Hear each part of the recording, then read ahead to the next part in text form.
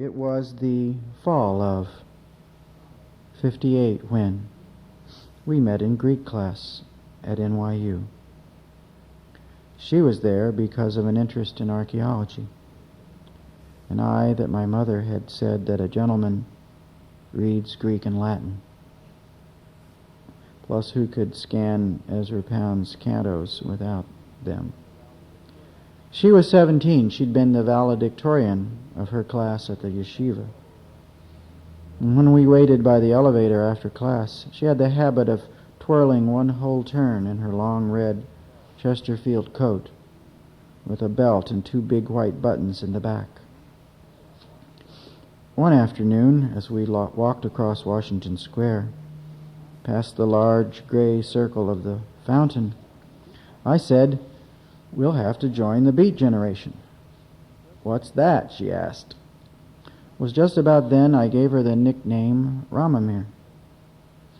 We used to hang out in dusty bookstores and in coffee shops to hear the poets read.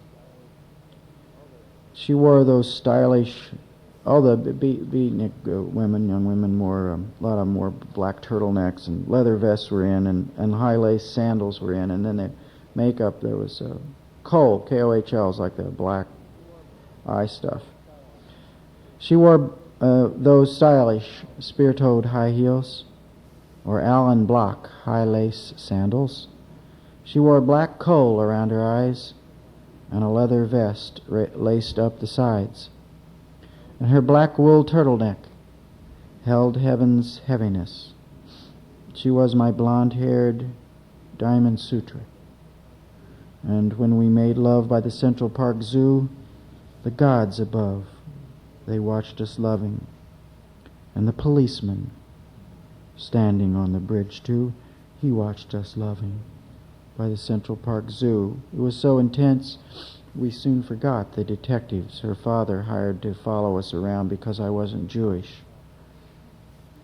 I wrote poems about her and shyly showed them over Café Viennese at the Figaro, with lines like, quote, "She was the night, and the moon through her eyes was as white as the drapes of a marble statue," unquote.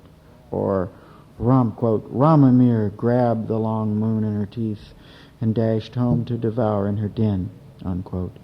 And other Luna-Lalic phantasms beaming from Rammamere's eyes. For seasons, her home was hell as her parents tried to stomp us down. And sometimes it seemed as if demons were driving bonkers stanchions to cage us apart.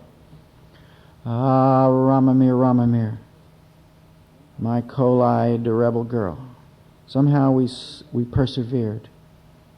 And now we make maple syrup on Meads Mountain Road, sap spiles dripping in praise of the force that brought us together.